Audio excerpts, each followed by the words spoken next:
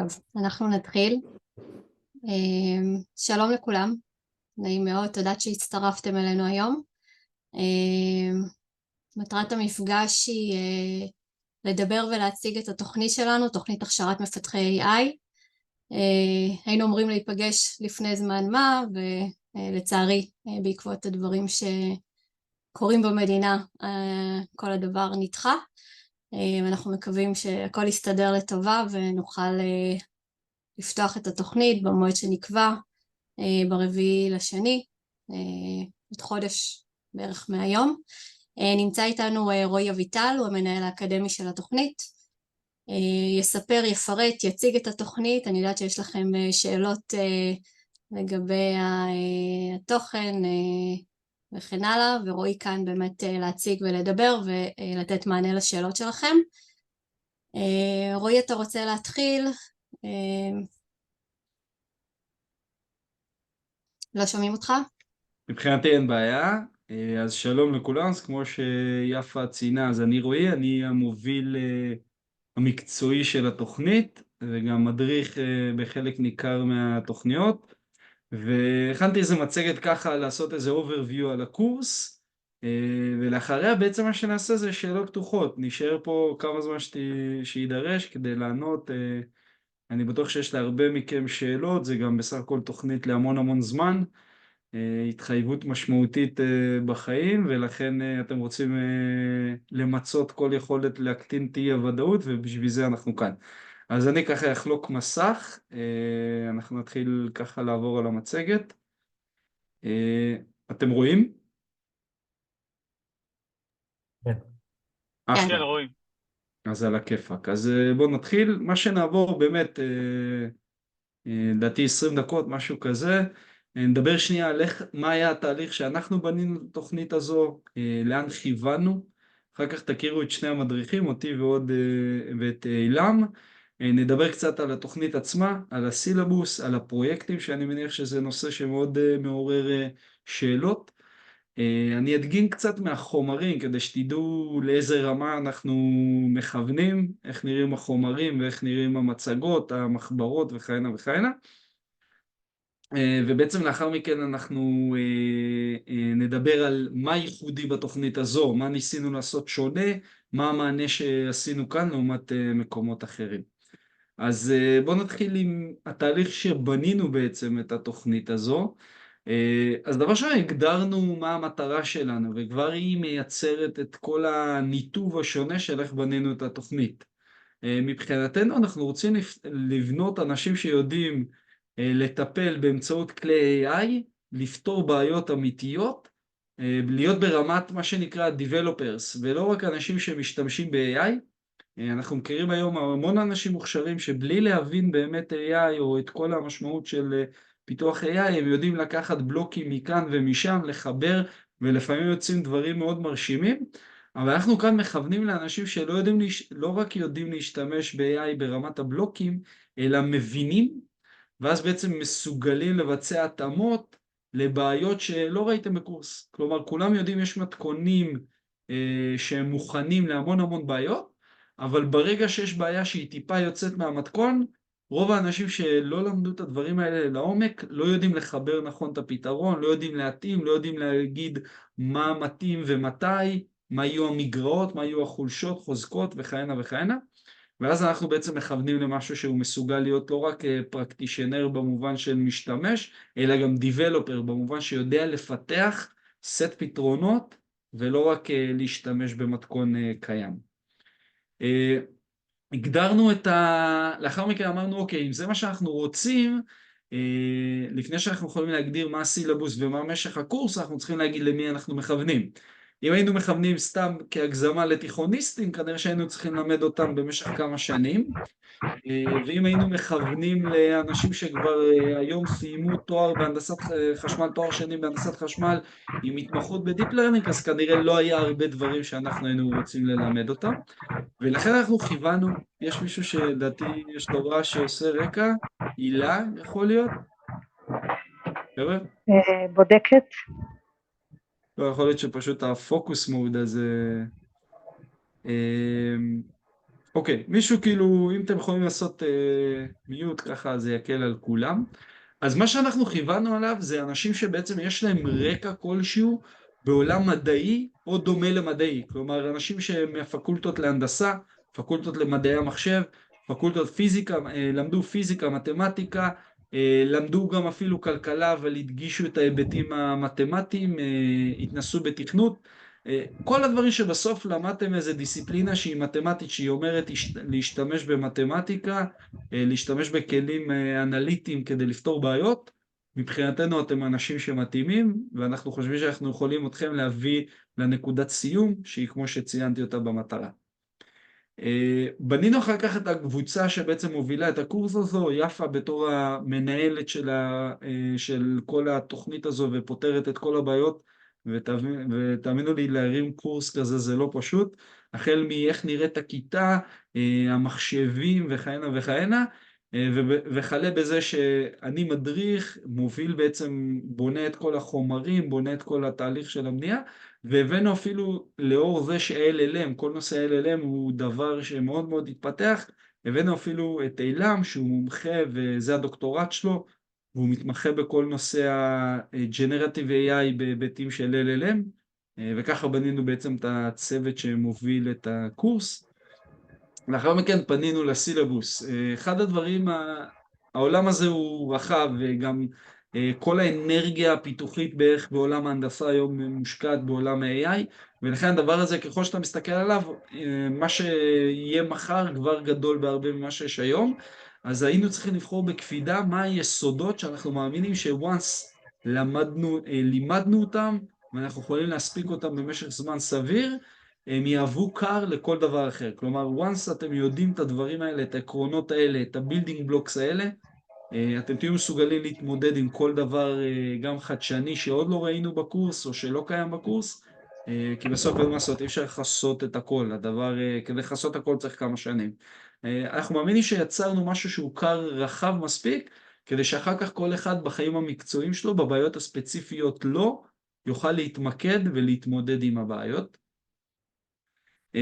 ובסוף צריך להבין שכל הקורס הזה נולד בהתחלה אפילו מפניות ספציפיות של גופים מאוד משמעותיים במשק, שאמרו, אנחנו בבעיה, כמות האנשים שיוצאת מהאוניברסיטאות לא מספיקה לצרכים שלנו, מצד שני, אנחנו לא מוצאים בשוק קורסים שמביאים את האנשים, אנשים עם רקע, כמו שציינו, לרמה מספקת, כדי להיות אפקטיביים בעבודה. האם אתם, הטכניון, כגוף עם כל ההיסטוריה שלו והמוניטין שלו, גם בארץ וגם בעולם, יודעים לפתור לנו את הבעיה? ובהתחלה ככה נולדה היוזמה הזו, כפתרון ספציפי לכמה חברות שאמרו, אנחנו נביא את המועמדים שלנו ותרוצו. לאחר מכן זה התרחב, גם בשיתוף עם מדינת ישראל, עם רשות החדשנות שאמרה, ברור לנו שזה עכשיו אירוע, ואנחנו רוצים שתיקחו את המושכות ותפתחו משהו שיאפשר לנו להכשיר אנשים בישראל שבאים מרקעים שונים, שאולי לפני 4 שנים שהם בחרו את התואר לא הכירו את הנושא הזה. אז צריך להבין שבאמת כל הדבר הזה הוא מוכוון מאוד אל מול צרכים של חברות שאנחנו יודעים במשק.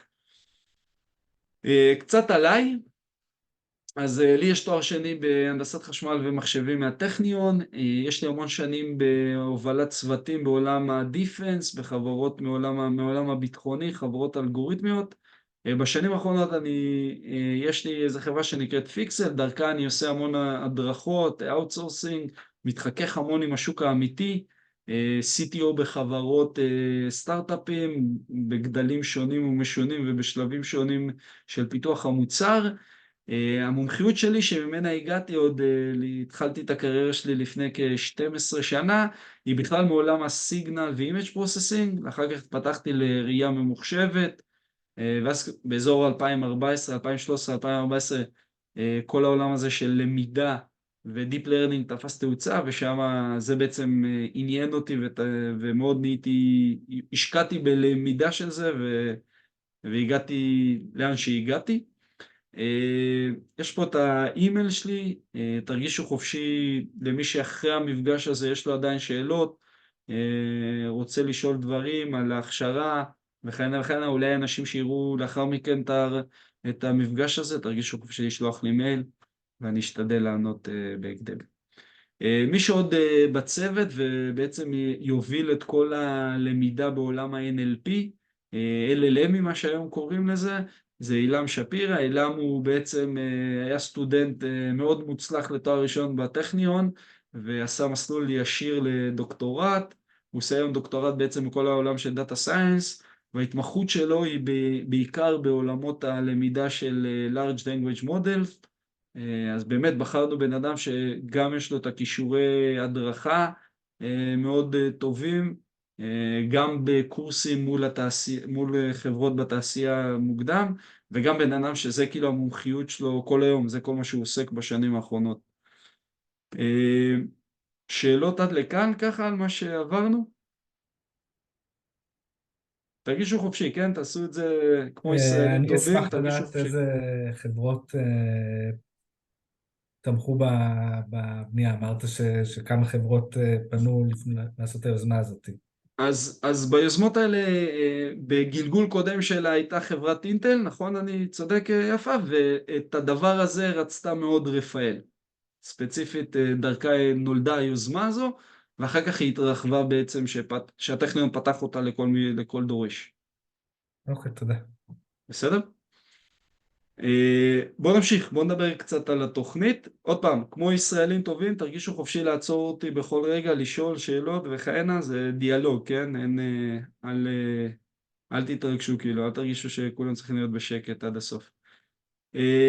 הסילבוס, אני נוגע כאן בחלק מהחומר, יש לכם דף מידע שיפה הפיצה שמתכלל את הכל, אני ככה נוגע בדברים כדי להסביר, ודווקא חשוב לי להדגיש את ההתחלה. כי בעוד שרוב הקורסים יודעים להגיד את כל התהליכים של Deep Learning, לספר לכם אנחנו נעשה ככה ונעשה ככה ואפליקציה כזו ואפליקציה כזו, קל לרשום את זה. מה שלנו חשוב זה לבנות את היסודות שלכם. כמו שאמרנו, מה שחשוב זה לייצר לכם את המסוגלות להתמודד עם הבעיות. אנחנו לעולם בקורס לא נדע להקיף את כל הבעיות שאתם הולכים לפגוש בעולם האמיתי, וכדי לבנות את זה אנחנו צריכים בעצם לעשות קורס בניגוד לשאר הקורסים שקיימים היום בשוק. אנחנו רוצים לתת לכם הבנה עמוקה, וכדי לייצר הבנה עמוקה אנחנו צריכים שפה, ולכן חלק, לא אגיד משמעותי, כן, אבל אנחנו מקדישים חלק מהקורס ברצינות ובעומק, כדי לייצר יישור קו בידע שלנו בכל העולמות שהם הבסיס לכל המשין לרנינג ודיפ לרנינג. אז אנחנו נלמד ליניאר אלגברה, אופטימיזציה, אנחנו לא נעביר את זה בצורה שהיא כמו אוניברסיטאית מאוד יבשה. אני אראה לכם גם מצגות, אנחנו נראה את זה מאוד דינמי, אנחנו נתמקד באינטואיציה וההבנה המתמטית, ולאו דווקא בוא נוכיח או בוא בתרגילים, אתם לא תתרגלו בוא תוכיח אלא תתרגלו על זה שאני אראה לכם איך כל דבר שהוא אפקט מתמטי, מה המשמעות שלו שאנחנו מקודדים. אנחנו נלמד מה זה מרחב וקטורי, אז נייצר אותו בנמפאי ונראה את המשמעויות של מה שאנחנו אומרים, ולמה הדבר הזה חשוב, ולמה הוא בילדינג בלוק שעליו נשען כל התורה. אז אלה הדברים. כמובן שנבין גם... כן. אורי, יש שאלה? לא, סתם קפץ רעש. נלמד גם אופטימיזציה, עוד פעם, לא ברמת הנוסחאות, לא ברמת להבין, אלא ברמת הקונספטים המתמטיים ממש מלמעלה, לא הוכחות, לא דברים כאלה, אבל כדי שנגיד שאנחנו עושים gradient descent בדיפ לרנינג, תבינו. וכשאנחנו נגיד מה זה פונקציה קונבקסית או לא קונבקסית, אנחנו נבין מה המשמעות שלה. בסדר, כרגע יכול להיות שלא הבנתם לגמרי את המונחים שאמרתי, אבל אני מבטיח לכם שבעולם הפרקטי, לשני המונחים האלה שקל מאוד להבין אותם, יש משמעות מאוד עמוקה על איך אני פותר את הבעיה וכמה היא קשה. אז כמובן, צד שני של המטבע זה גם היכולת שלנו להתעסק בהסתברות, בשערוך. בסוף רוב הבעיות שאנחנו פותרים בעולם האמיתי הם לשערך איזה מדידה מסוימת. אני רוצה להבין מה המרחק בין המכונית שאני נמצא בה למכונית מקדימה, אני רוצה להבין צבע, אני רוצה להבין דברים כאלה, כל אלה זה בעצם בתורה הקלאסית נקראים תורת השערוך. אנחנו קצת ניישר קו בפייתון. אנחנו לא הולכים לעשות קורס מלא בפייתון, אנחנו נתמקד במה שנקרא scientific פייתון, כלומר היכולת שלנו למדל דברים מדעיים, אנליטיים, באמצעות פייתון. אז אני לא הולך ללמד אתכם Object Oriented Programming, אני הולך פשוט ללמד אתכם את כל הכלים שאנחנו יכולים להשתמש בהם. מה זה חבילות, מה זה NumPy, מה זה Pandas, מה זה SciPy, מה זה PyTorch, מה זה קלאס, למה אני משתמש לפעמים בקלאס, למה אני משתמש לפעמים בפונקציה, דברים שהם ב-high level, עוד פעם, אנחנו נעבור אותם דרך תרגילים שהם תרגילים מעניינים, בואו נפתור איזה בעיה מעניינת באמצעות תוכנת פייתון, כל מיני דברים שיעניינו, אבל יוכלו לאפשר לכם, ואתם תכף תראו, להתמודד עם מחברות בקורס שהן מחברות פייתון.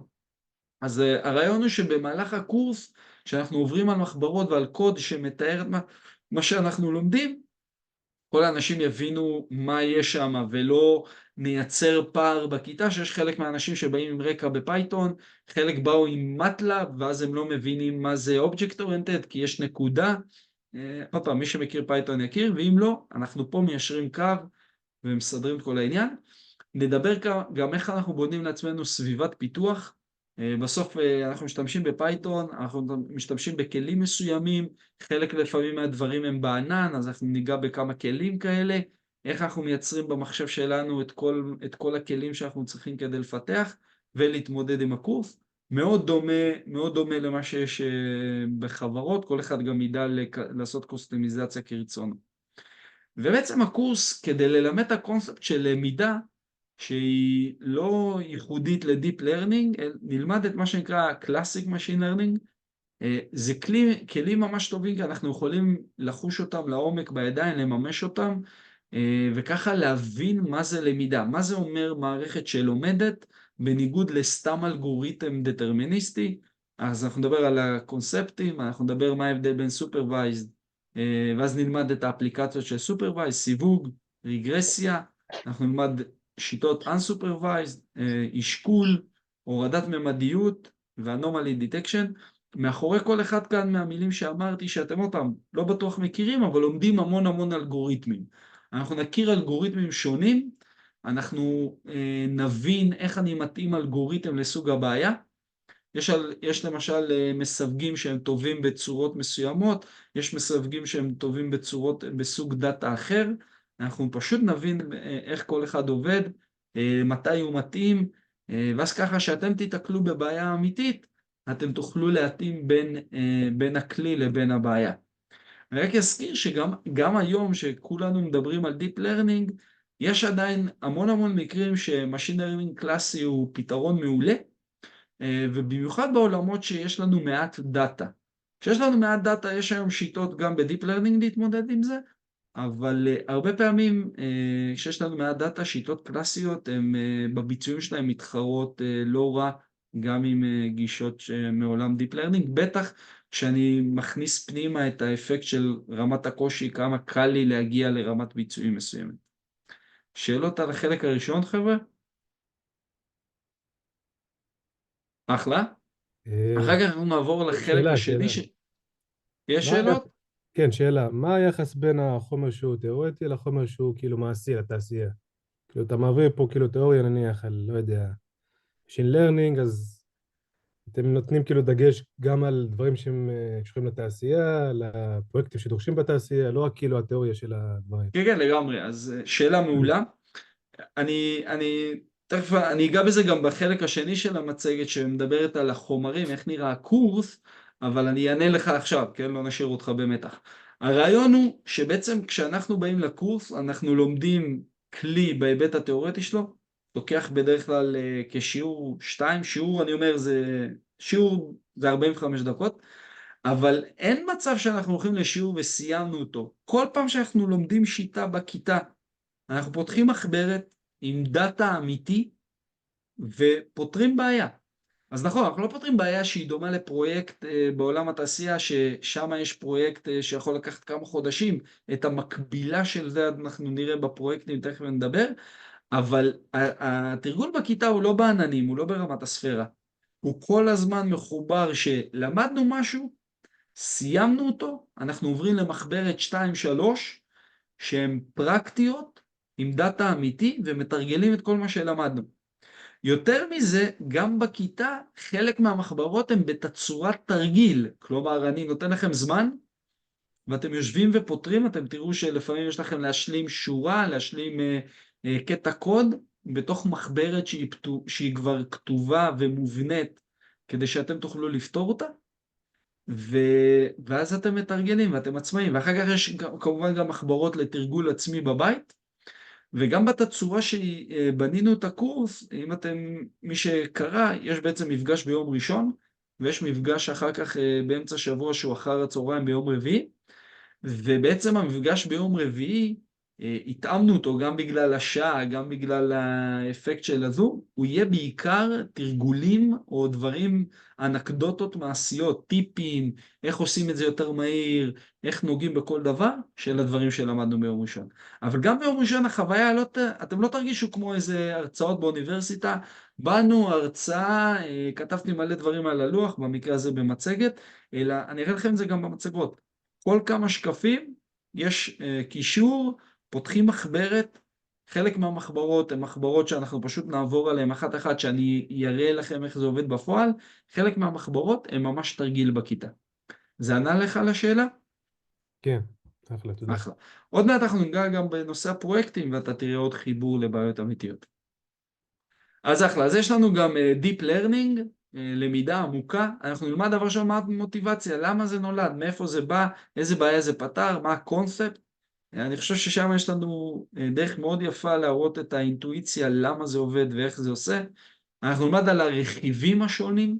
היום יש המון, בעצם Deep Learning זה מפלצת רשת, זה מפלצת עם המון רכיבים, אבל הרבה פעמים זה רכיבים בסיסיים שחוזרים על עצמם בהרבה. אנחנו נלמד אותה בעצם משתי הכיוונים, גם טופ דאון, כלומר נסתכל מלמעלה ונצלול, אבל הרבה פעמים גם נבנה אותה מהאטומים עד שנראה את כל התמונה. אנחנו נדבר על Feed Forward Networks, הרשתות הכי בסיסיות, הכי פשוטות, נתחיל לשחק איתם, נראה איך זה עובד. אנחנו נדבר על כל תהליך האימון מהשלב, זה ממש כמו בפרודקשן, אנחנו נדבר על איך אנחנו מתייגים, ואיך אנחנו מגיעים לכמות גדולה של תיוגים, ואנחנו נדבר על חלק מהאימון, זה כל הפחד מאוברפיטינג, אנחנו נדבר על כל השיטות רגולריזציה, חלקן מתמטיות, ואז אנחנו נבין גם את המתמטיקה איך היא עובדת, כי למדנו אותה עוד לפני כן, בחלקן הם פשוט טריקים של נועה של אנשים שעסקו בזה, וגם אותם אנחנו נלמד. לאחר מכן אנחנו נעבור ל-Deep Learning בהיבט האפליקטיבי, בחלק הזה אנחנו נדבר בעיקר על ראייה ממוחשבת, אנחנו נדבר על ארכיטקטורות של רשתות בעיקר לראייה ממוחשבת, אנחנו נדבר על האימון הספציפי בתהליך לטובת ראייה ממוחשבת, אנחנו נדבר על הקונספט שנקרא אוגמנטציה, יש המון שיטות, המון טריקים, אנחנו עוד פעם, כל הדברים כאן הם ממש רק פרקטיים, המתמטיקה היא אין פה הרבה מתמטיקה, יש פה בעיקר פרקטיקה. אנחנו נדבר על שתי קונספטים חשובים ועוד כמה קונספטים אחרים, בסוף אנחנו נרשום את הכל במצגת, על מה זה Transfer Learning, כל הקונספט שאני בעצם מעביר פתרון מבעיה אחת לבעיה אחרת, ואני יכול להרוויח מזה הרבה דברים, גם בהיבט של ביצועים וגם בהיבט של כמות הדאטה שאני צריך. נדבר על הקונספט של Active Learning, שזה טריק, לפעמים הוא ממש פשוט לעשות, והוא משפר מערכות בפרודקשן.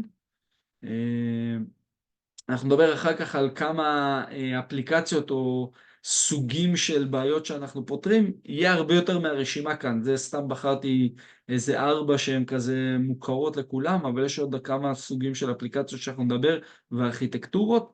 אנחנו נדבר על הרבה שיקולי פרודקשן בדיפ לרנינג, איך אנחנו בעצם מביאים מודל לפרודקשן, לפעמים פרודקשן זה בענן, לפעמים פרודקשן זה במחשב, ולפעמים פרודקשן זה על edge device, אנחנו נדבר על כולם, בסדר?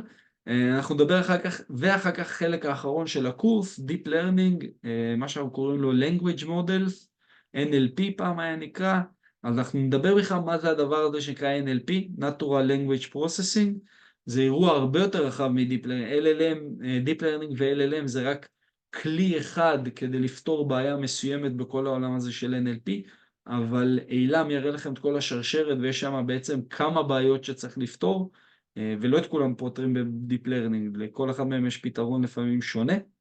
אנחנו נדבר על ארכיטקטורות, זה ארכיטקטורות של RNN, זה ארכיטקטוריות שהן רקורסיביות, ואחר כך אנחנו נדבר על attention models, טרנספורמרים, זה הדברים שהם היום בעצם הבסיס והלב של כל מה שאנחנו מכירים היום ב-Chat GPT, אז מאחורי הקלעים זה ארכיטקטורות שמתעסקות ברעיון, בקונספט הזה שנקרא attention וטרנספורמרים.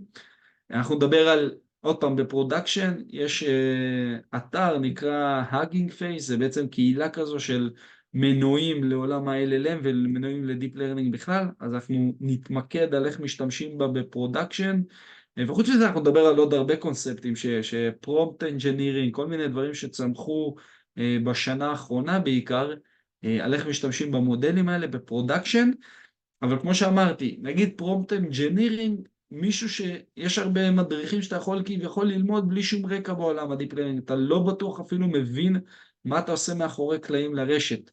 פה חשוב לנו להתמקד, שתבינו בכלל איך נראה המודל הזה, איך הוא עובד, מה אתם יכולים לצפות שיעבוד, מה זה אומר שאתם לוקחים מודל גדול לעומת מודל קטן, כי בפרודקשן אתם לא רוצים להיות כל היום משלמים כסף ל-OpenAI, יש המון סטארט-אפים שהם עושים, בעיקר מנפחים את הכסף של OpenAI, ולעומת זאת אפשר לפתור בעיות בסקייל הרבה יותר קטן, כלומר המודל הרבה יותר קטן, ואז בעצם אתה פורס אותו בעצמך, אז אלה הדברים שאתם... אפשר לשאול משהו?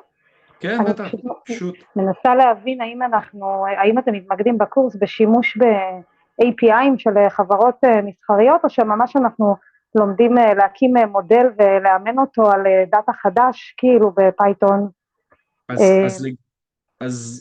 כולל כל הפרמטרים כאילו וכולי, כן, או שאנחנו... אז אחד בקורס, בטח בקורס הקלאסי אנחנו נשתמש בספריות כמו Scikit-learn וכאלה, אמנם זה API כתובים, אבל חלק מהמודלים אנחנו גם נלמד אפילו לממש בעצמנו, כדי להרגיש איך הם עובדים. בדיפ לרנינג אנחנו נתחיל מהבייסיק, כלומר ביכולת שלנו לבנות רשת בעצמנו, לאמן אותה, להגיע לביצועים, אבל כמובן שנתחיל לעבוד על דברים מורכבים יותר, אנחנו נשתמש בדברים מוכנים ורק נערך את התהליך שאנחנו עושים להם פיין-טיונינג, או רק את האימון ולא נכתוב את הכל. אבל שנדבר כאן גם בפרודקשן, אנחנו נציג למשל API שאני מאוד אוהב, מה זה ספריית פייתון שמאפשרת מאוד מהר להגיע לפרודקשן, נקראת Lightning AI, אז אנחנו גם נראה גם מכאן וגם מכאן, אבל כמו שאמרתי, שאנחנו מכוונים להבין את הכל מלמטה, אז אחר כך להתפתח לכל מקום שתרצי, זה די קל. אוקיי, תודה. זה ענה לך? רוני, אפשר גם בהמשך לשאלה של הילה, משהו? כן, בטח. חבר'ה, תרגישו חופשי, אני פה בשבילכם. אוקיי, אז לגבי הארכיטקטורה של הרשת הנוירונית, כאילו, אתה אמרת שאנחנו נבנה משהו מחדש, אבל כמה כאילו, כל רשת היא ממש complicated, כאילו, זה תלוי בדאטה קודם כל, ותלוי בבעיה שאתה פותר. נגיד בבעיות של Computer Vision, כאילו, הדאטה יותר קשה, וצריך שיהיה יותר כאילו מגוון, והרשת היא יותר מסובכת. זה ברור, ברור ש... כן.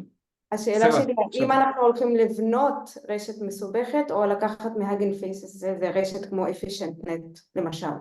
אז אני בא ואומר, אנחנו גם נבנה רשת בעצמנו, כמובן לא בסקאלה של עכשיו איזה 100 שכבות, אבל נבנה איזה רשת בעצמנו כדי להבין, למשל כמה אטומים בסיסיים, ואחרי שנבין את האטומים הבסיסיים האלה, נגיד, אוקיי, יש עכשיו ארכיטקטורות שהשתמשו באטומים האלה בסקאלה גדולה, במקום עכשיו שתשבו ותקודדו כל אחד, אתם יכולים לעשות את זה, יש לכם מה שנקרא מודל זו, בואו ניקח אותה ונראה עכשיו איך היא נמצאת, אבל אין בעיה אחר כך להציג אותה, להציג את הרכיבים שלה, להסתכל על הפרמטרים שלה, כלומר אנחנו פה נסתכל על כל הטווח הדינמי, החל מלבנות בעצמנו, אבל ברור כשהדברים יגיעו לדברים מסובכים, אז אחד הדברים שאנחנו נלמד זה שאנחנו לא הולכים לבנות ארכיטקטורות בעצמנו, כי תהליך יש דבר שנקרא בדיפ לרנינג NAS, שזה בעצם חיפוש הארכיטקטורה של הרשת, זה דברים שבדרך כלל אנחנו משאירים לחברות עם כוח מחשוב עצום לעשות בשבילנו, ואנחנו נהנים מהפירות. אבל כדי לקבל את ההבנה העמוקה, אנחנו נתחיל מלבנות רשת בעצמנו. ולא רשת פשוטה, לא רק איזה MLP של שכבה אחת, אנחנו נבנה ממש רשת שעושה תחת האפליקציות. בסדר? זה עונה לך? כן, ולגבי פרודקשן, כאילו אנחנו נלמד איזשהו כלי של פלאסק פייתון כזה? כן, אני אתאר הרבה עכשיו, לא נגיע למצב שאנחנו פורסים משהו ב-AWS, גם זה לא המטרה של הקורס, הוא לא בעולם ה-DevOps או ה-Data Engineering, אבל אנחנו נבין שיקולים של בתור בן אדם שפותר את זה, מה אני צריך להבין בפרודקשן, איך אני מדבר עם תוכנות שונות, עם חומרות שונות, אז אלה הדברים שאנחנו ניגע בהם. הדברים אחר כך לעבור לענן הם בדרך כלל ידועים, ובדרך כלל מי שילווה אתכם בתהליכים האלה זה אנשי תוכנה שזה המקצוע שלהם, איך הם עושים דבר סקיילבילי, אבל הם נגיד יגידו לכם, תקשיב, תביא לי את המודל שלך באיזה פורמט כדי שיהיה לי נוח להריץ אותו ככה. אז אנחנו נדבר על איך עושים את זה. בסדר? אחד הדברים שאנחנו גם נדבר זה זמני ריצה, איך עושים אחר כך אופטימיזציה לרשת כדי שזמני הריצה שלה יהיו טובים. בסדר? גם לזה יש כמה כלים, ואנחנו נדבר עליהם, אבל לא נגיע בקורס ברמה שאנחנו עושים איזה סרוויס אונליין. בסדר? זה בדרך כלל דברים שרואים עוד סרטון יוטיוב 2 ויש לכם את זה פתור. שאלה אחרונה לגבי זמן למידה גם מבחינת רשת, כאילו אנחנו נעבוד עם GPU, כי נגיד, לא יודע, תלוי דאטה וכמה נקבל. כן, אז ברור שלתהליכי האימון צריך גישה ל-GPU, וזה משהו שבדיוק דיברתי בתחילת הקורס, משהו שאנחנו עובדים על לפתור לכם ברמה מערכתית לכל התלמידים, שיהיה לכם יכולת לעשות דברים כאלה. אנחנו חושבים על כמה חלופות, עוד לא החלטנו בדיוק, אבל אנחנו נמצא משהו שיאפשר לכם לעשות את כל התרגילים בקורס, זה ברור. אפשר שאלה גם? כן, בטח. שאלה שלי כזאת, הרבה פעמים פשוט בקורסים מלמדים הרבה מודלים ושיטות, אבל בפועל אין ידע מתי במה להשתמש, ופשוט הרבה פעמים כאילו מריצים את כל המודלים ומסתכלים על התוצאה הכי טובה, אבל לא מבינים למה בפועל כאילו, אז האם יהיה פה ידע אחר כך להבין כאילו איזה מודל ללכת ולא לא יודע, לעבור על כל השיטות לפני שהגעת לשיטה הנכונה. אז אני אגע בתשובה בשתי רמות, אבל מה שנקרא זה כמעט כמו שאלה מוזמנת, נגעתי בזה בתחילת המפגש. אנחנו מכוונים לאנשים שמבינים לעומק מה הם עושים. זה הייחוד של הקורס הזה, לעומת קורסים אחרים במקומות אחרים או בתכנונים שונים. ברמת האובג'קטיב שלנו, המטרה שלשמה שמנו בקורס, זה אנשים שיוצאים ויש להם הבנה כאילו הם למדו את זה, בואו נקרא לזה במרכאות באוניברסיטה, הם מבינים את הדברים האלה לעומק, הם לא רק יודעים מתכונים, בסדר? עכשיו אני אגיד לך גם משהו מהעולם האמיתי, כי גם יש את העולם האמיתי. זה לא תמיד גם שאתה יודע לתת את כל התשובות מקדימה. כלומר, התהליך הזה גם של התנסות ואז מצאתי מי הכי טוב, הוא תמיד תהליך נכון. אבל מה שאני רוצה שתהיה מסוגל, זה נגיד הרצת 3 כי לא ידעת להחליט. נגיד היה לך 5 מועמדים, ממה שלימדנו אותך בקורס, הבנת שכנראה 3 עם הסיכוי הכי טובים זה אלה, הרצת ואחד מהם ניצח, ועכשיו אתה מנסה להבין למה, יהיה לך את הכלים לעשות את זה. בדיוק זה השאלה, מעולה. כי זה מה שחסר בקורסים אחרים. אז בגלל זה אני אומר, חבר'ה, בגלל זה הייחוד שלנו, את הרשימה הזו אתם יכולים לראות כנראה בעוד מקומות, וגם אין בעיה להוסיף עוד מלא דברים ברשימה, זה קל. אני חושב שמה שחשוב, שיאפשר לנו, בגלל זה אנחנו נוכל להעמיק בכל אחד מהדברים שכתובים כאן, זה בגלל שבתחילת הקורס השקענו המון זמן בליישר קו בהיבטים של מתמטיקה, בהיבטים של אופטימיזציה, בהיבטים של תכנות, ואז אנחנו יכולים להתעמק איתכם בדברים שאנחנו עושים. תמיד יש טרייד אוף בין כמות כמה אני מתרגל לעומת כמה אני מעמיק. אני חושב שמצאנו בלנס, שעוד פעם, מה שחשוב לנו זה לא שיצאתם מהקורס ויודעים לפתור הכל, אלא יש לכם מסוגלות להתמודד עם כל הבעיות שתפגשו בעולם האמיתי. בסדר? בסדר, תודה רבה. על הכיפאק. אחלה, אז בואו קצת נמשיך. אז דיברנו על הסילבוס, בואו נדבר על הפרויקטים. יהיו 2 פרויקטים בקורס, אחד מהם יהיה אחרי השלב של Classic Machine Learning, הוא יהיה בסקאלה יותר קטנה, אתם תכירו פחות שיטות, אין מה לעשות, ואחד בסוף הקורס, שהוא יהיה ב-Deep Learning, כל אחד יבחר מה שהוא רוצה, כלומר, האם הוא רוצה Computer Vision, האם הוא רוצה LLM, יכול להיות שגם יהיו אנשים שיבואו עם רעיונות שהם מעולמות אחרים, כי מעניין אותם, אודיו או כל דבר. הבעיות שאנחנו נעשה ונתמקד, כל קבוצה, זוג או שלשה שיבחרו פרויקט, אנחנו נתעקש איתם שיש לפתרון שהם פותרים איזה משמעות בעולם האמיתי. אז עוד פעם, הזמן שמוקצה לפרויקטים הוא לא כמו בתעשייה שלפעמים אתם תעבדו על אותו פרויקט במשך חודשים אם לא שנים, אבל אנחנו ננסה לייצר משהו שהוא בעיה אמיתית, שאפשר לתקל במספר שבועות שאתם תעבדו על זה. אמנם יש שבוע שאתם תהיו חופשיים לעבוד רק על הפרויקט בלי הרצאות, אבל אנחנו ממש נדחוף אתכם להתחיל לעבוד ולבחור את הפרויקטים שלכם מוקדם יותר בקורס. ואז אתם תפתרו בעיה אמיתית, ואנחנו נעבור את כל התהליכים. עכשיו, אנחנו לא רק ניתן לכם לבחור פרויקט ושבוע קדימה, אלא אנחנו בתור מדריכים, אנחנו נחנוך אתכם, ניפגש עם כל אחד מהקבוצות, נהיה זמינים לכל אחד מהקבוצות, כדי לעקוב אחרי ההתקדמות, לתת טיפים, לעבוד, בדיוק כמו שהייתם עושים, אם הייתם חברי צוות, והיה נגיד ראש הצוות שהוא איש מנוסה, שהייתם פונים אליו, איך נכון לעשות את זה, אז ככה זה יהיה. אז זה ככה לחסות. הפרויקטים אמורים לתת לכם את התחושה, לסכם את כל מה שלמדתם, ולהיות מסוגלים לקחת את כל מה שלמדתם בכיתה וליישם על בעיה אמיתית. חלק מהרעיונות לפרויקטים אנחנו נביא, ואתם תהיו חופשיים לבחור אותם ולעשות אותם, בחלקם גם נביא אפילו דאטה. לי יש כמה רעיונות מפרויקטים שעשיתי בחברות, ואני יכול לחלוק איתכם כדי להגיד, הנה בואו תתנסו, בואו תנסו משהו. וחלק מהדברים יהיה גם אין לנו בעיה עם יוזמה שלכם, דברים שמעניינים אתכם ואתם חושבים, אבל כמו שאמרתי, הדגש יינתן שזה בעיה עם ערך בעולם האמיתי. בסדר? מישהו יגיד לי, סתם בא לי לסווג צבעים, לא מעניין, כן? מישהו יבוא יגיד לי, אני רוצה לעקוב אחרי שחקן כדורגל רץ במגרש כדי להגיד האם הוא רץ 2 קילומטר או 10 קילומטר, מעניין. עכשיו יכול להיות שפתרו, זה בעיה שבמקרה פתורה, אבל זה לא משנה, זה אחלה תרגול לעשות, זה ישלב המון כלים והמון בלוקים שלמדתם. בסדר? שאלות על הפרויקטים? כן, רועי. שוט, שלום, כן, אני איתך. מה שווי השעות בעולם התעשייה החיצונית, הפרויקט הזה? מה הכוונה? תוכל להסביר לי יותר? נניח עשיתי פרויקט פה אצלך, כמה זמן אתה מעריך שעושים את זה בחברות? תוך כמה זמן עושים אותו? אז אמרתי, כנראה, עוד פעם, זה תלוי ברמת הסיבוכיות של הפרויקט. יש פרויקטים שלפעמים בחברות לוקחים שנים, יש כאלה חודשים, יש כאלה שבועות, ויש כאלה, לא יודע מה, יומיים.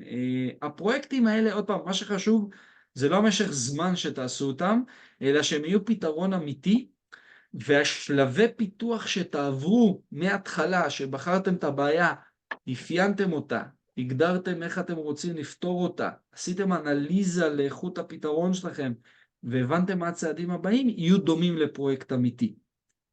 בסדר שלום? זה עונה לך? כן, מובן. בסדר, אוקיי. בסדר? אני לא יודע לתכלל את זה ברמת שעות. חבר'ה, אם היו אנשים, סתם דוגמה, למדנו כבר קומפיוטר ויז'ן, ויהיה אנשים שיגידו, אני רוצה לעשות קומפיוטר ויז'ן, ונגיד אני סתם ייתן להם רעיון מעולם הכדורגל ויעניין אותם, הם יכולים להתחיל לעבוד על זה חודש לפני הפרויקטים, ויכול להיות שאז הם יעשו פרויקט בהיקף שהוא כמעט חודש, ואז יהיה פרויקט משמעותי. יהיו אנשים, עוד פעם, כל אחד עם האילוץ שלו, הסקלת זמן היא פונקציה גם של היכולת של הסטודנט להשקיע זמן. אני מבטיח שאנחנו כצוות נהיה שם ללוות אתכם כדי שתחוו את כל התהליך. אחלה. ואני אישית עובד פול טיים, רציתי לדעת כמה שעות צריך להשקיע מחוץ לשעות העבודה. בוא ניגע בזה בסוף, שאני אציג את הכל ואז נדבר על זה. בסדר? אחלה. אז בואו נדבר על חומרי הלימוד. אז דבר ראשון, יהיו מצגות שיהיה לכם גישה אליהם, הם self-contained, כלומר, אני לא, מי שיודע את המצגות, יודע את החומר, כן? לא יהיה, תקשיבו, תשלימו את זה מכאן לבד, יהיה את הכל. כמובן שבכל מקום אני אתן לכם העשרה, אם מישהו ירצה להעמיק יותר, ירצה את הדברים, אבל הם self-contained. אנחנו תקבלו תרגילים בכיתה, כמו שאמרתי מקודם, שהם מבוססים על ג'ופיטר נוטבוקס. בואו שנייה, אני אנסה אפילו להראות איזה משהו, איך דברים כאלה נראים.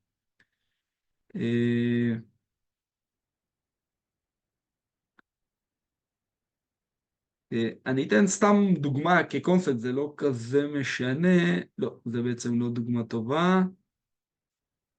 תנו לי שנייה.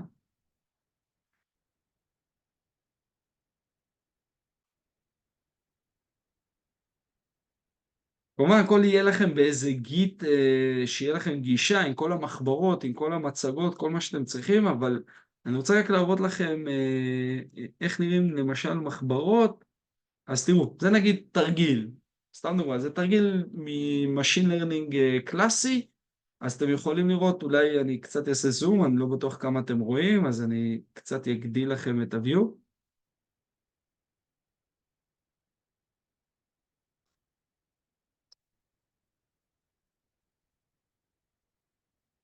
אז אתם יכולים לראות איך נראה תרגיל, איך כל מחברת מובנית. יש את השלב שאני אומר לכם, חבר'ה, אנחנו הולכים להעלות דאטה, הנה דאטה אמיתי, אני אתן לכם קישור כדי שתוכלו לקרוא על הדאטה, אנחנו נראה איך הוא נראה, אנחנו נעשה לו פלוט, אנחנו מדברים על דברים מונחים שהם לפעמים מהצד שצריך ללמוד, אז בהיבט הזה יש פה איזה ניתוח של דאטה של ביופסיות של סרטן חזה, אז רואים שם תאים, אנחנו מראים את המתמטיקה, אנחנו מראים איך אנחנו מסדרים את הדאטה, אז איך אנחנו מסדרים, ואז אתם יכולים לראות שפתאום יש, חבר'ה, אני רוצה מכם שתיתנו את התשובה, איך אתם משיגים את סמפלס. אז זה דוגמה לתרגיל שהוא בתחילת הקורס, אז הוא ממש פשוט.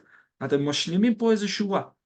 כשמתקדמים בקורס, אז יהיו תרגילים, סתם דוגמה, אני אראה אולי כאן, אז זה נגיד תרגיל על מסווגים, על טרי, אז אתם תראו ממש שכבר יהיו חלקים של קוד שאתם צריכים להשלים, ולא רק שורות. בסדר? הנה, אתם כאן, יהיה פה דברים שהם יותר גדולים. הנה, כאן אתם צריכים, שיש פה 5 סימני שאלה, אתם תדעו שאתם צריכים להוסיף המון שורות של קוד. אז ככה נבנה הקורס. לאט, בהתחלה, כמו גלגלי עזר, אתם צריכים להשלים דברים קטנים.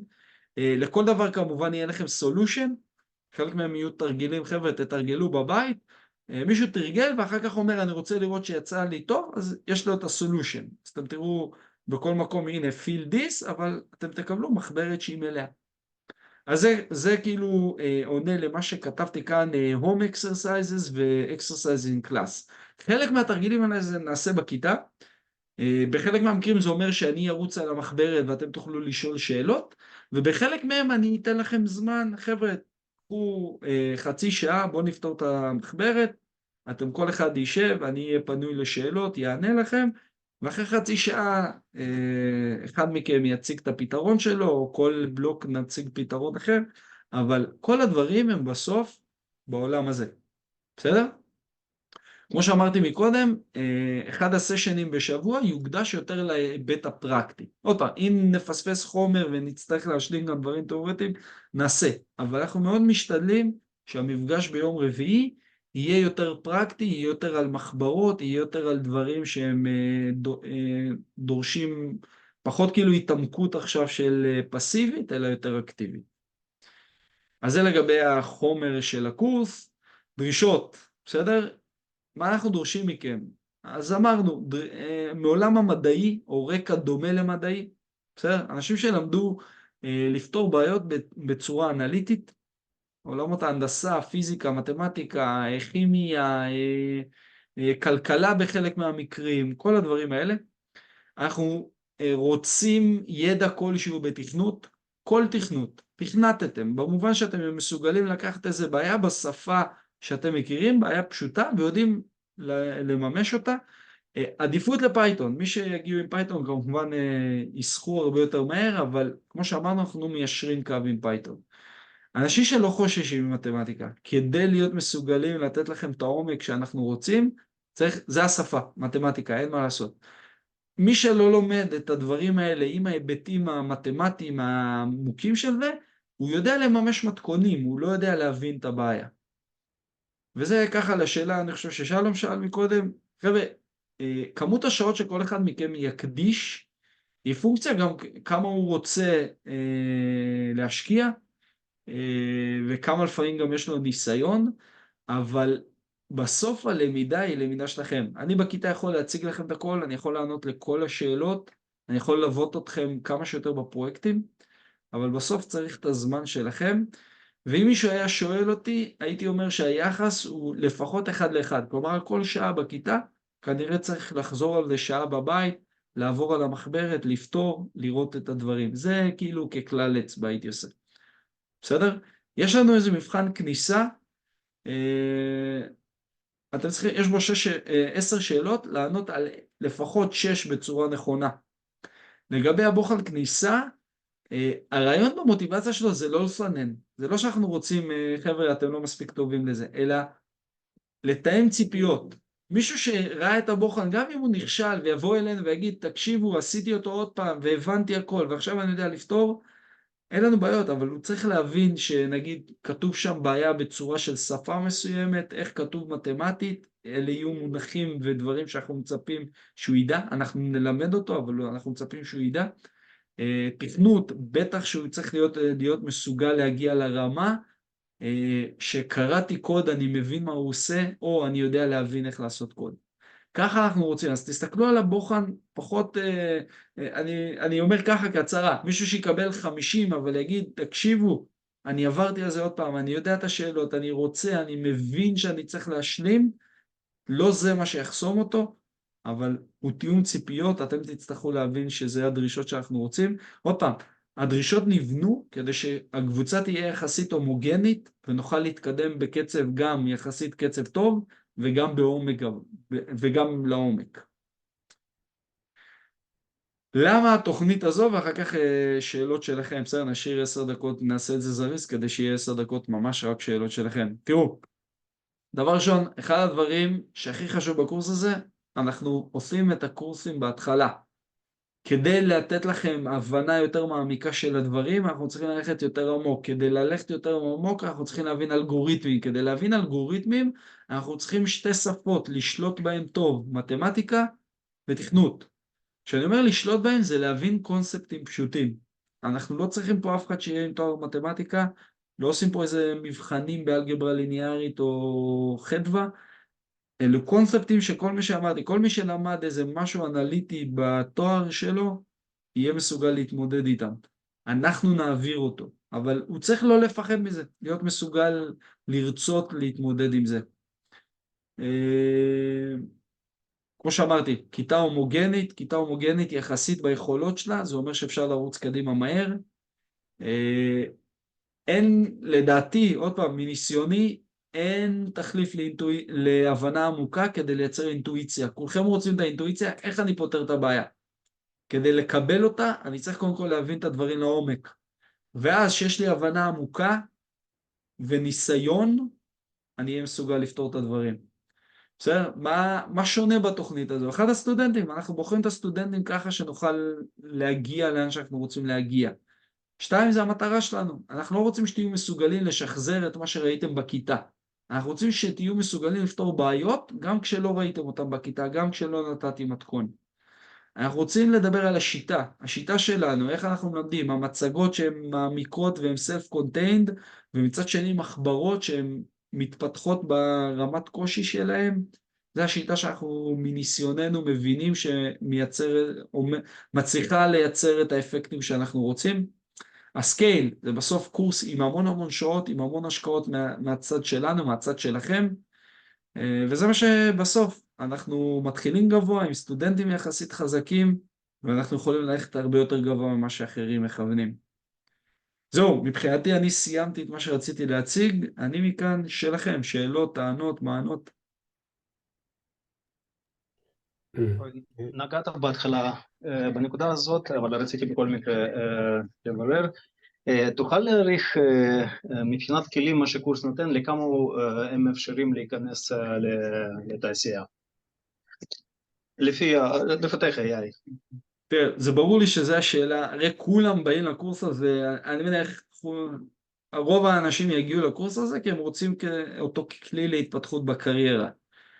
כמו שאמרתי, הניסיון שלי בתעשייה זה להיות ראש של קבוצות פיתוח גדולות, הקורס הזה נבנה מנקודת המבט הזו. כלומר, אני לא מכיר משהו אחר שתעשה בחוץ, בשוק בישראל, שהוא טוב יותר מבחינתי כמועמד מאשר הדבר הזה. אני מאמין שזה ייתן לך את הכלים להתמודד עם דברים טוב יותר מכל מה שיש משהו אחר בחוץ, אבל בסוף זה החלטה, זה אנשים שאתה יודע, לאט לאט גם השם של הקורס הזה ייבנה בשוק, ואז גם אנשים שמקבלים אנשים יכירו. אבל אני חושב שאם תעשה פרויקטים טובים, ותגיע לראיון, ותוכל להגיד, אני עשיתי קורס של הטכניון על AI, והמטרות שלו היה להיות דיבלופר של AI, ולא רק אחד שמשתמש במתכונים, והנה קורס, והנה פרויקטים, יש לי 2 פרויקטים שאני יכול להראות לכם מה עשיתי, אני חושב שיהיה לך קלף מאוד חזק כדי להגיע למשרה שהיא מפתח AI בקבוצה, דאטה סיינטיסט באיזה קבוצה. תודה, ועוד שאלה, אתה יכול כמה מילים על השוק, לכמה הוא פתוח עכשיו, לכמה, איך אתה באת בוא אני אספר, מהתעשייה. אני אגיד ככה, בסדר? לא כהתחייבות, בסדר? שאף אחד לא יתפוס אותי במילה. אני נמצא בכמה חברות שאני מחפש אנשים, אני חושב אנחנו מחפשים אנשים. אם יש סטודנטים פה בקורס שהם יהיו טובים ויגידו, רועי, אני מחפש עבודה, אחלה. אני יודע טוב מאוד מה למדתם, אני מאוד אשמח. אני מכיר לא מעט סטארט-אפים שמחפשים אנשים.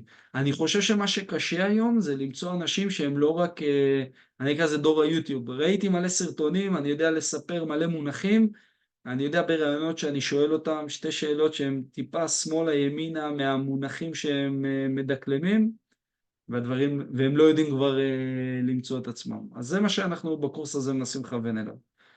בסדר? כן, עוד שאלות. אני רציתי לשאול על... שומעים אותי בסדר?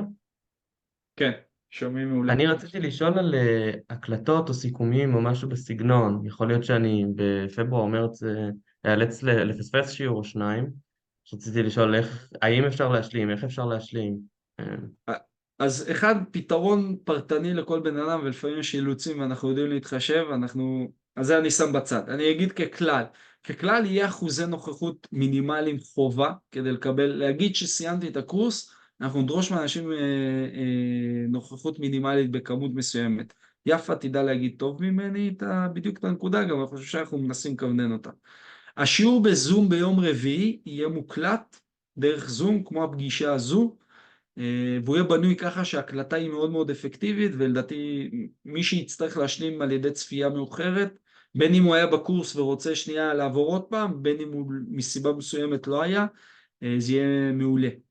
ביום ראשון אנחנו עושים בכיתה, בלייב, אין שם הקלטה, ברמת ההצהרה, זה לא הקלטה, זה לימוד בכיתה, הסטודנטים נמצאים בכיתה, אני נמצא בכיתה, ואין שם הקלטה או משהו. אם מישהו ירצה להקליט אותי עם הטלפון שלו לשימוש עצמי, אני לא אגיד לא, בסדר?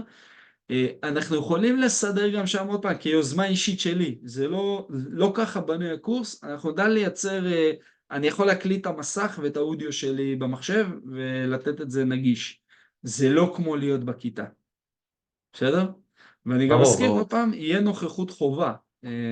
אנחנו לא מאמינים זה לא קורס כדי, הייתי בו, אני לוקח את התעודה, אם בא לי אני הולך לראות את הוידאו. חבר'ה, הטכניון פה שם את השם שלו על מי שיסיים את הקורס הזה, אז הוא רוצה לראות את ההשקעה של האנשים. בסדר? ברור, השאלה שלי על משהו פרטני, כאילו, לאור המצב. חוץ מזה, אמרתי לך בהתחלה, ברור שאנשים עם איזה בעיה פרטנית, תקשיב, קבעתי לפני 10 שנים ירח דבש עם אשתי, ברור שנדע לתת מענה. אבל ברמת ההקלטה, זה מה שאמרתי, ביום ראשון זה שיעור כיתה, כלומר ההקלטה שלו תהיה סתם יוזמה שלי כדי לעזור לסטודנטים. בהגדרה זה שיעור כיתה. אוקיי, תודה.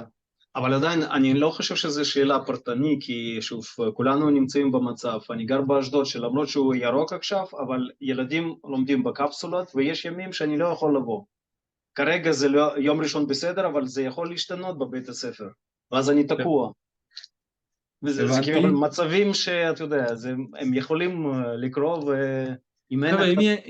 יהיה אילוץ שהוא ברמת מדינה, כאילו אילוץ של, אתה יודע, ביטחוני שמונע ממך, ברור ננסה לתת את המענה הכי טוב, בסדר? אני לא רוצה כאן להתחייב, כי יש כאן היבטים על הרבה, נדע לתת. הרעיון של נוכחות חובה בכיתה לא נועדה בגלל שאנשים עכשיו לא יכולים, כי הילד שלו לא בבית ספר, כי מדינת ישראל אמרה אין בתי ספר במקום הזה. לא זה אמור להיות. הרעיון אמור, חבר'ה, התחייבתם למשהו שהוא משמעותי, אתם צריכים להיות. כל השאר הדברים שהם מבחינתי פרטנים, או אירועים יוצא דופן של צערנו המדינה, נמצאת כרגע באחד, אנחנו יודע לתת מענה. מעבר לזה, אני לא יודע להגיד יותר, אבל מה שנקרא, העליתם פה נקודה שהיא חשובה, תנו לנו ביחס לצוות של הקורס לחשוב עליה, ונראה איך אנחנו יודעים לתת מענה שהוא רשמי לאירוע הזה. בסדר? אני רק רוצה... תרגישי חופשי לתת תשובה יותר מוסמכת. כן, אני רק, כן, רגע קצת לחדד את העניין הזה. מבחינת הנוכחות, אנחנו מדברים על 80% נוכחות בתוכנית. מדובר על סדר גודל שככה פורסים את הלו"ז, 40 מפגשים לאורך כל התוכנית, אז 80% חובת נוכחות. לשאלת המצב הביטחוני ודברים כאלה, אז אנחנו כן נעשה חשיבה, כבר בדקנו את הדברים. אם נצטרך להעביר מפגשים לזום או לעשות איזשהם התאמות, אז אנחנו כמובן נתחשב, אבל מראש אנחנו מגדירים שחובת נוכחות 80%, וגם רועי יסביר למה אנחנו מבקשים נוכחות בהיקף הזה במינימום. מבחינתנו 100% כמובן מבורך. אבל שוב, אם יהיו אילוצים כאלה ואחרים, אז אנחנו נבחן את הדברים בהתאם למצב. שאלו כאן בצ'אט לגבי אורך התוכנית, סדר גודל של חצי שנה בערך. ובעצם הקורס נגמר חצי שנה אחרי תחילתו עם הגשת הפרויקט? כן. כן.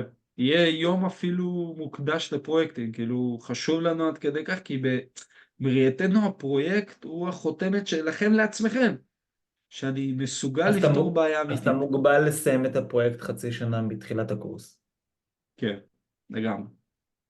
עוד פעם, עד כדי בעיה פרטנית, לא רוצה להיכנס מה. בהגדרה, יש, נראה לי בסוף הזה מוקדש שבוע, ולאחריו יש מוקדש שבוע שאין כלום, שבוע וחצי אפילו, אם אני לא טועה, של...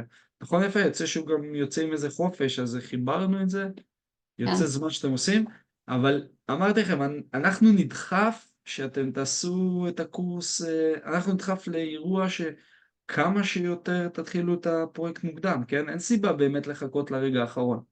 הצוות זמין לכם, רעיונות שאנחנו נוכל לתת לכם מאוד מוקדם, תחשבו אתם על רעיונות וצריך לסיים, זה בהחלט כן, צריך לסיים אותו בזמן עם הפרויקט. אני אשמח לשאלה. הרבה פעמים בדרישות משרה של מפתחים של AI, Machine Learning, כל אלה, דורשים תואר שני מחקרי. מה הקורס הזה לעומת תואר שני מחקרי? כאילו איפה הוא מגשר על הפער? הוא לא מגשר במובן שאין פה מחקר, כן? לא, זה ברור לי, אבל מבחינת תעשייה אני מתכוון. תראה, כל ראש קבוצה וכל חברה, יש לה את הקונספט גיוס משלה. אני יכול להעיד רק על עצמי, על אנשים שאני מעניינתי לגייס, או אנשים שאני מכיר שמגייסים. בסוף, מה שאנחנו צריכים זה אנשים שיודעים לפתור בעיות, כן? אני לגמרי חושב שהקורס הזה מלמד אתכם. הסיבה שהרבה חברות אומרות מחקרי זה בדיוק בגלל האירוע הזה. מה זה לעשות מחקר? זה אומר שמישהו נתן לך איזה בעיה, אתה בחרת איזה בעיה, ניסחת בעיה, ואחר כך שברת את הראש עליה 2 או 3, עד שפתרת אותה, או לפחות הצגת התקדמות משמעותית. ברור שהקורס לא יודע לתת את הסקאלה הזו, אבל אנחנו עושים בסקאלה יותר קטנה 2 פרויקטים שהם היכולת שלך להתמודד עם בעיה בעצמך. כחלק מצוות גם דרך אגב, כן? ברור ששמנו צוותים כדי שתוכלו להתמודד עם פרויקטים יותר גדולים במשך זמן יותר קטן. 3 אנשים, 2 אנשים יודעים כבר לעשות דברים משמעותיים בשבוע-שבועיים, כן? אז זה הרעיון. בסדר, ימי? רציתי לשאול גם... הקורס הזה לא יהיה כחותמת כחליף, אני עוד פעם בא ואומר, אבל אני מאוד מאמין שאם תעשה פרויקט משמעותי, אם תגיע לאירוע שמולך נמצא מראיין, אז אחד, אם תדע את החומר של הקורס טוב, הוא יבין שיש פה בן אדם שלמד עם עומק את הדברים, ושתיים, אם עשית פרויקט טוב, הוא יתרשם ממה שעשית, זה לא יהיו דברים טריוויאליים, חבר'ה, לא יהיה פה פרויקט שמישהו עושה מיון ספרות באמניסט, כן? זה יהיה אחד התרגולים בכיתה, כאילו תרגול 0, כן? אנחנו מכוונים לפרויקטים מורכבים. אוקיי, תודה. רציתי גם לשאול, כאילו, מה מקבלים פיזית? תעודה בסוף? יפה, תוכלי להתייחס? כן, כן. תעודה של הכשרת מפתחי AI, תעודה של בית הספר ללימודי המשך של הטכניון. תודה. יש לי שאלה כזאת, אם אני בא מרקע לא מתמטי, אלא מרקע של הנדסת תוכנה, אוקיי? יש לי כבר, אני יודע, Machine Learning, כבר קצת התעשיתי בזה, אבל כאילו אני לא כזה שולט במתמטיקה ויותר בתכנות. עד כמה התוכנית הזאת מתאימה לי? מאוד. מאוד. אנחנו נדאג להשלים לך את מה שאתה צריך. עוד פעם, כשאני אומר מתמטיקה, זה לא שאני צריך את הרקע המתמטי, אני הולך ללמד אותך את מה שאתה צריך. אני רק רוצה בן אדם שלא מפחד מזה. לא, אני אגיד לך משהו, יצא ככה שאני גם כאילו לפני בזמן קורונה, לקחתי קורס בדאטה סיינס בטכניון, אבל פשוט זה היה קורונה, ואז לא המשכתי לזה, ואני רוצה כאילו לחזור עוד פעם על המסלול. אוקיי. אז סבבה. זה מקום אחד אם אתה מתכנת, בסוף יש לך ראייה ומחשבה אנליטית איך לפתור בעיות. אם זה נכון. הגישה שלך לפתור בעיות, הקורס הזה הוא בשבילך. טוב, תודה. אחלה, בכיף. עוד שאלות, חבר'ה? תגיד, אתם מלמדים איך לבנות בענן, כאילו תשתית לאימון מודל? אז כמו שאמרתי, אנחנו לא קורס DevOps ולא Data Engineer, אנחנו לא נעשה את זה. המיקוד שלנו יהיה על איך מפתחים את המודל, איך מאמנים אותו. אני אגיד שאני מניח שלא מעט מכם יצטרכו להתמודד עם איך אני מאמן בענן, כיוון כשהם יעשו את הפרויקט הם ירצו לעשות את זה, ואז נתמוך בזה. אבל כדי לפתור את התרגילים כאן, לא יהיה לך תרגיל, בוא תפתח שרת אמזון ותייצר סרוויס שמקבל תמונה ומחזיר תשובה. לא זה המיקוד של הפרויקט. גם אנשי הדאטה סיינס בחברות, הם בדרך כלל באירועים האלה נתמכים בעוד אנשים בצוות, שזה המומחיות שלהם. הבנתי. עוד שאלות, חבר'ה? בוא אני רק אעבור על דברים בצ'אט אולי. כן, שוט. לי יש שאלה. קודם כל רציתי לשאול אם יש קורסים שאפשר לעבור עליהם או סרטונים לראות כדי שנבוא יותר מוכנים לקורס הזה. וגם כמה קורס...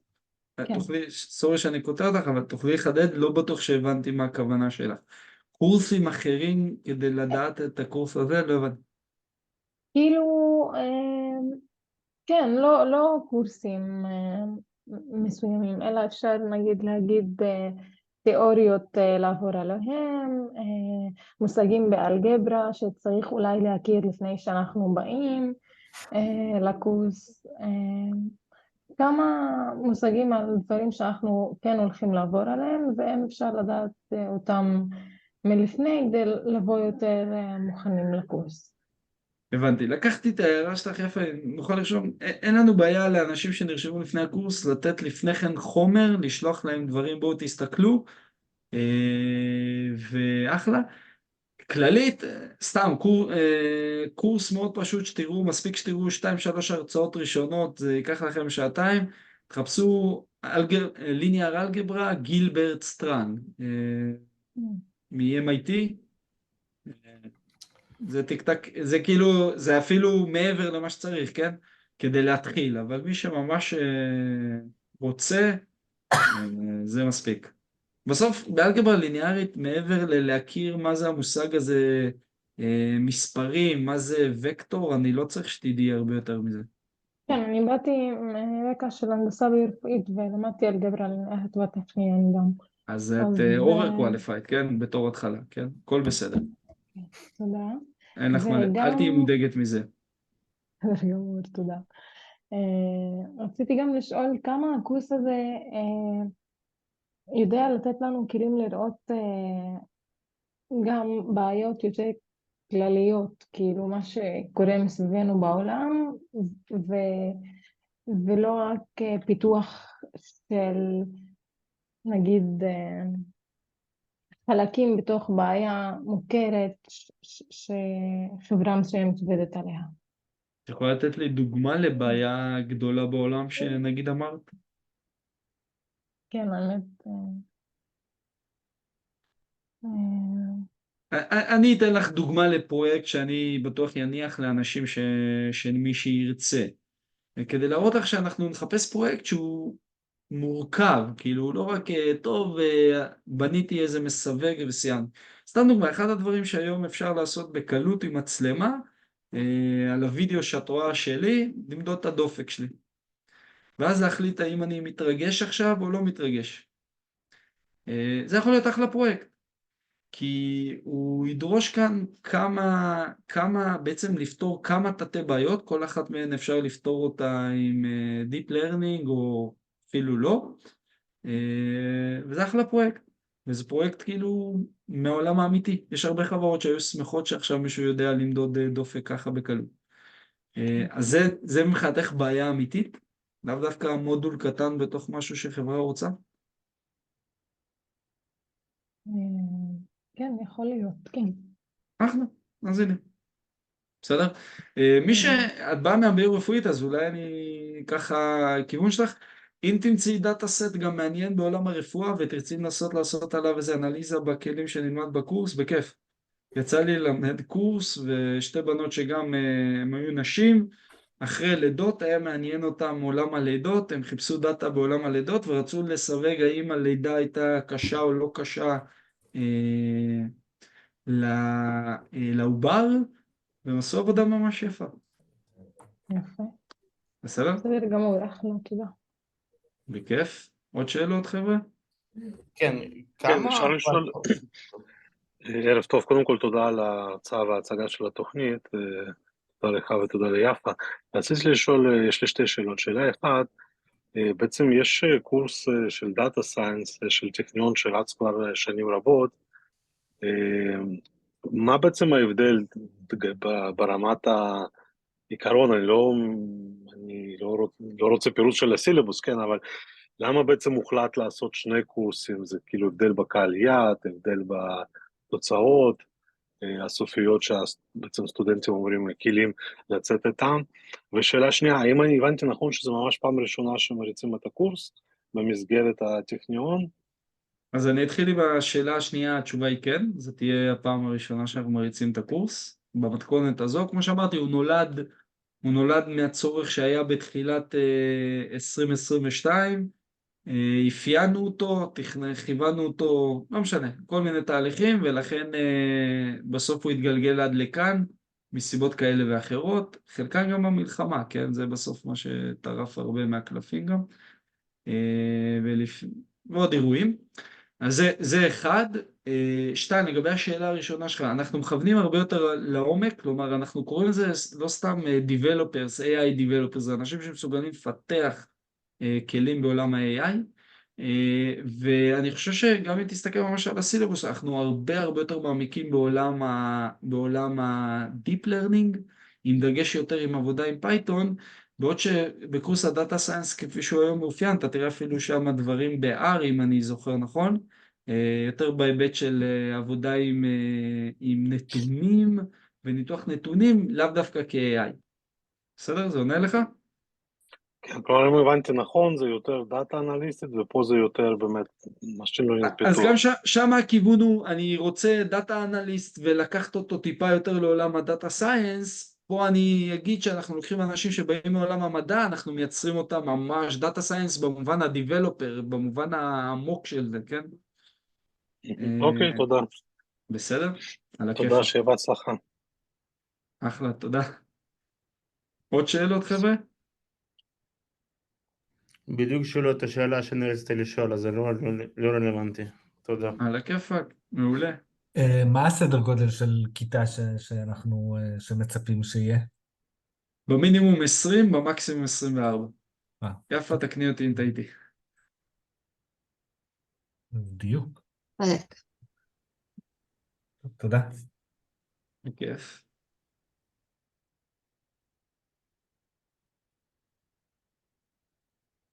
אחלה חבר'ה, אז נראה לי שענינו לכולם, אני מקווה שנהניתם, שקצת ככה מהרוח של הקורס, מהעומק של הדברים והרצינות גם חוויתם אותה כאן, ובכל מקרה שיהיה בהצלחה וימים שקטים לכולנו. המון תודה רבה. תודה רבה. תודה רבה. תודה רבה. להתראות. תודה לכם. ביי ביי.